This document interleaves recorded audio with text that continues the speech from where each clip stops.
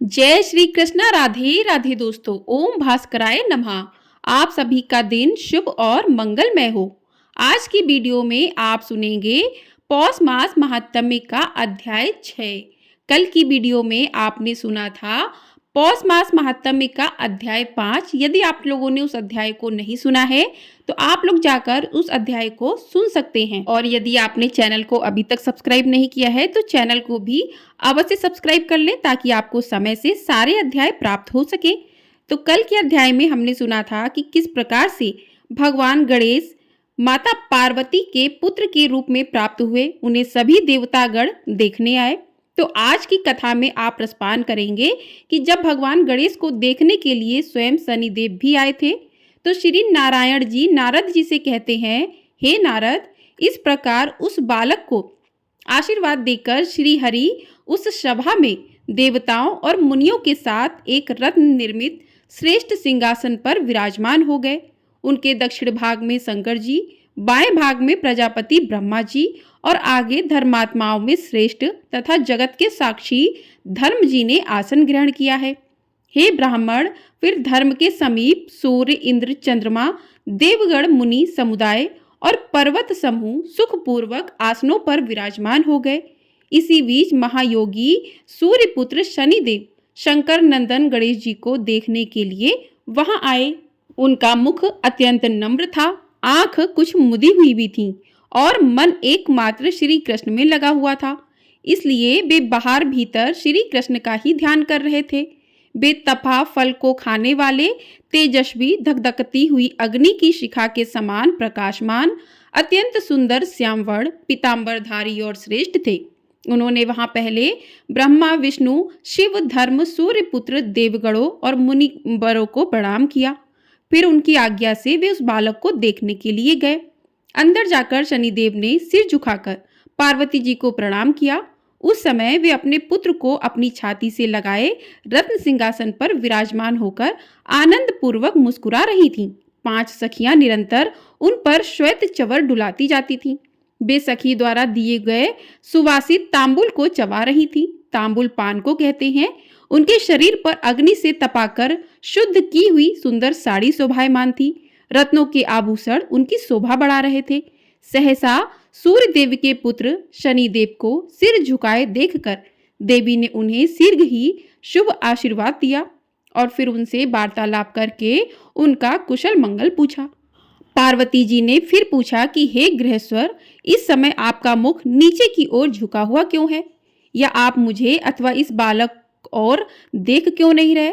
साधु, मैं इसका कारण सुनना चाहती हूँ। शनिदेव कहने लगे, साध्वी, सारे जीव अपने कर्मों के अनुसार अपनी करनी का फल भोगते हैं, क्योंकि जो भी शुभ अथवा अशुभ कर्म होता है उसका करोड़ों कल्पों में भी नाश नहीं होता।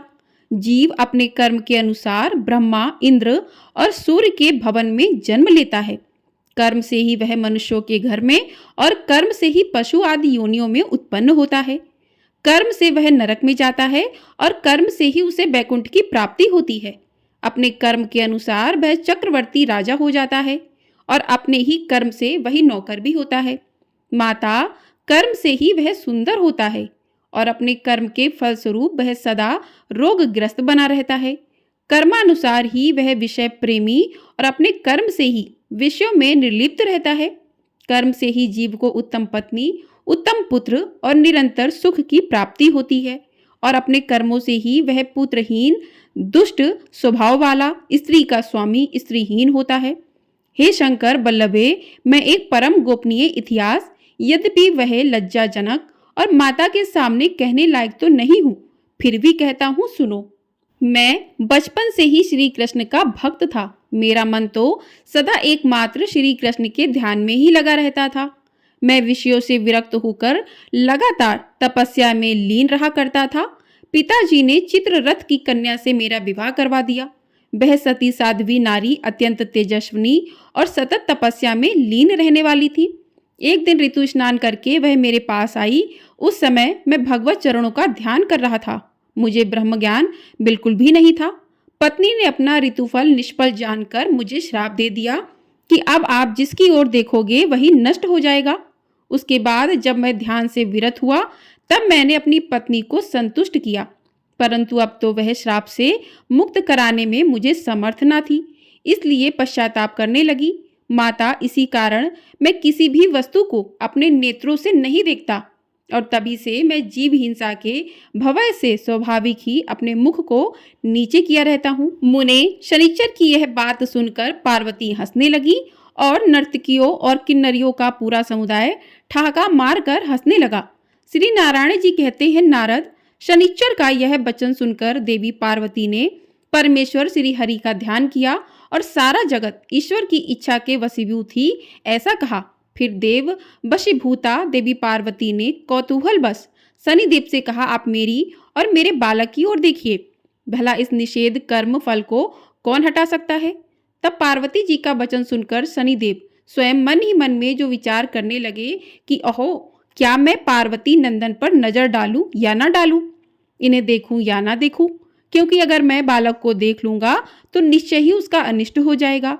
ऐसा कहकर धर्मात्मा शनिचर ने धर्म को साक्षी बनाकर बालक को तो देखने का विचार किया, परंतु बालक की माता को नहीं देखा।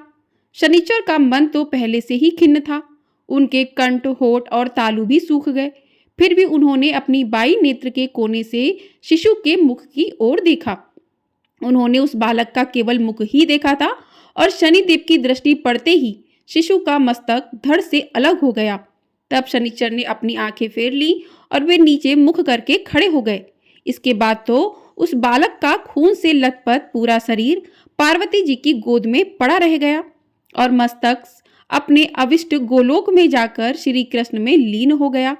यह देखकर पार्वती जी अपने पुत्र को सीने से लगाकर फूट फूट कर विलाप करने लगी और एक उन्मत्त की तरह धरती पर गिरकर मूर्छित हो गई।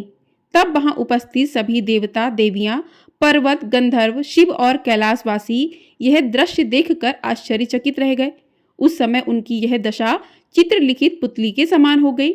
इस प्रकार उन सबको मूर्छित देखकर श्री हरि गरुड़ पर सवार हुए और उत्तर दिशा में स्थित पुष्पभद्रा के निकट गए। वहां पुष्पभद्रा नदी के तट वन में स्थित एक गजेंद्र को देखा, जो निद्रा के वशीभूत होकर अपने बच्चों से घिरकर हथनी के साथ सो रहा था। उसका सिर उत्तर दिशा की ओर था, मन परमानंद में परिपूर्ण था और वह सूरत के परिश्रम से थका हुआ था। फिर तो श्री हरि ने शीघ्र ही सुदर्शन चक्र से उसका सिर काट लिया और रक्त से भीगे हुए उस मनोहर मस्तक को बड़े हर्ष के साथ गरुड़ पर रख लिया। गज के कटे हुए अंग के गिरने से हथनी की नींद टूट गई।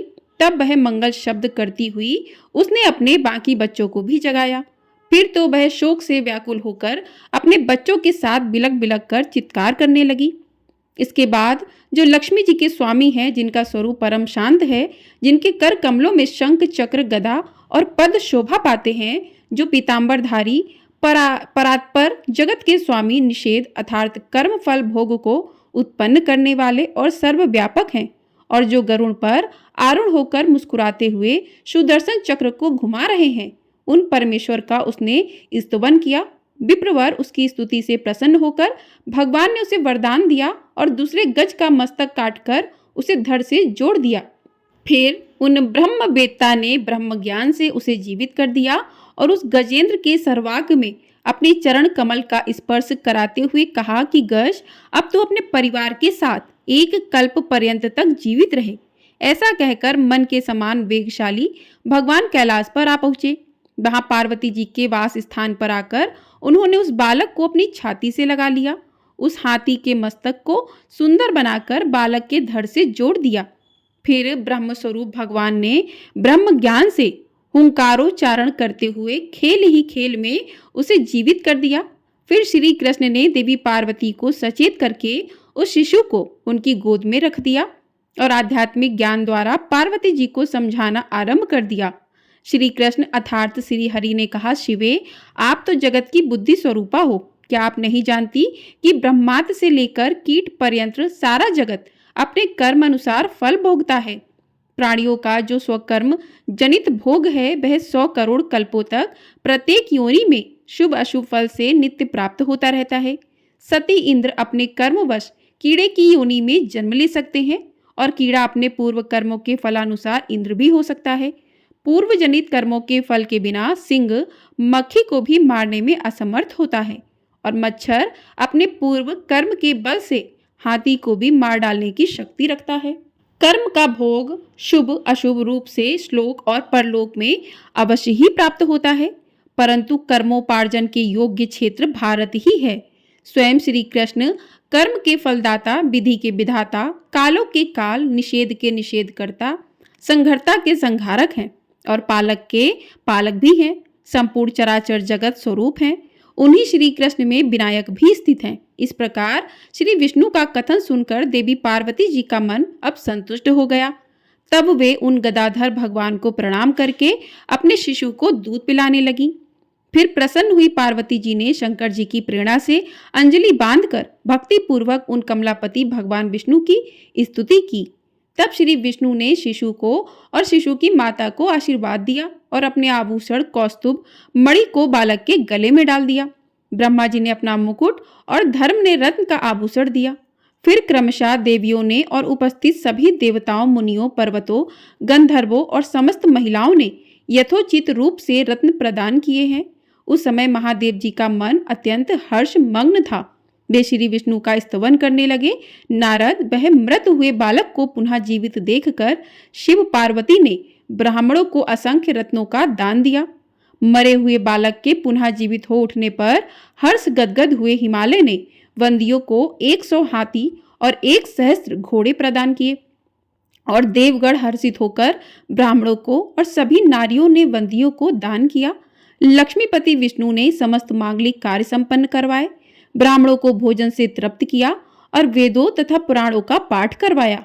फिर शनिचर को लज्जायुक्त होकर देखकर पार्वती जी को क्रोध आ गया और उन्होंने उस भरी सभा के बीच शाप देते हुए कहा कि तुम अंगहीन हो। श्री नारायण कहते हैं, नारद, फिर भी श्री विष्णु ने शुभ अवसर आने पर देवों मुनियों के साथ सर्वश्रेष्ठ उपहार से उस बालक का पूजन किया और उससे यूं कहा कि सुर श्रेष्ठ, मैंने सबसे पहले आपकी पूजा की है, इसलिए बस अब आप सर्व पूज्य और योगेंद्र हो जाओ। ऐसा कहकर श्री हरि ने उसके गले में बनमाला डाल दी और उस बालक को मुक्तिदायक ब्रह्म ज्ञान और संपूर्ण सिद्धियां प्रदान करके अपने जैसा ही बना दिया।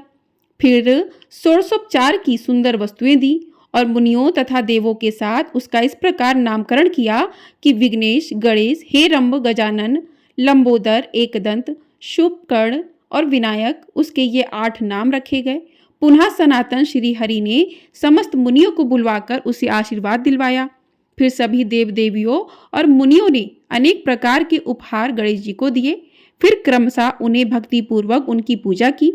नारद जी तदंतर जगत जननी पार्वती जी ने, जिनका मुख कमल हर्ष के साथ विकसित हो रहा था, अपने पुत्र को रत्न निर्मित सिंहासन पर बिठाया। फिर उन्होंने आनंद पूर्वक समस्त तीर्थों के जल से भरे हुए 100 कलशों से मुनिया द्वारा वेद मंत्रोच्चारण पूर्वक उन्हें स्नान कराया। फिर अग्नि में तपाकर शुद्ध किए हुए 2 वस्त्र दिए। फिर पाद के लिए गोदावरी का जल, अर्घ के निर्मित गंगा जल और आचमन के लिए दूर्वा, अक्षत, पुष्प और चंदन से युक्त पुष्कर का जल लाकर दिया। रत्न पात्र में रखे हुए शंकर युक्त द्रव्य का मधुपर्क प्रदान किया। फिर स्वर्गलोक के वैद्य अश्वनी कुमार द्वारा निर्मित स्नान उपयोगी विष्णु तेल, बहुमूल्य रत्नों के बने हुए सुंदर आभूषण, पारिजात के पुष्पों की 100 मालाएं, मालती, चंपक आदि अनेक प्रकार के पुष्प, तुलसी जी के अलावा पूजा में उपयोग होने वाले तरह तरह के पत्र, चंदन, अगरू, कस्तूरी, कुमकुम ढेर के ढेर, रत्न प्रदीप और धूप सादर समर्पित किए। फिर बालक गणेश को प्रिय लगने वाले नैवेद्यों जैसे तिल के लड्डू, जौ और गेहूं की चूर्ण पूड़ी, अत्यंत स्वादिष्ट और मनोहर पकवान, शक्कर मिश्रित स्वादिष्ट स्वास्तिक के आकार का बना हुआ त्रिकोण पकवान विशेष, गुड़ युक्त खीर, चिवड़ा और अघैनी के चावल के आटे के बने हुए पदार्थों के नाना प्रकार के व्यंजनों के पहाड़ लगा दिए। नारद फिर उस पूजन में देवी पार्वती ने हर्ष में भरकर 1 लाख घड़े दूध, 1 लाख घड़े दही, 3 लाख घड़े मधु और 5 लाख घड़े घी सादर अर्पित किया। तो इसी के साथ आज का अध्याय यहीं पर समाप्त करते हैं। आगे की कथा कल के अध्याय में सुनेंगे। तो आपको आज का अध्याय, आज की कथा पसंद आई है तो वीडियो को लाइक, चैनल को सब्सक्राइब अवश्य कर लीजिएगा, जिससे आपको सभी कथाएं समय से प्राप्त हो सकें और आपको हमारे चैनल पर खरमास के दिनों में क्या नहीं करना चाहिए उसकी वीडियो भी मिलेगी और साथ ही खरमास में सुनी जाने वाली कथा भी सुनाई जाएंगी। तो चैनल को सब्सक्राइब करके ढेर सारा प्यार अपना अवश्य दीजिएगा। और ये वीडियो पसंद आई है तो भगवान गणेश की जय कमेंट बॉक्स में अवश्य लिखिएगा। बोलिए भगवान गणेश की जय।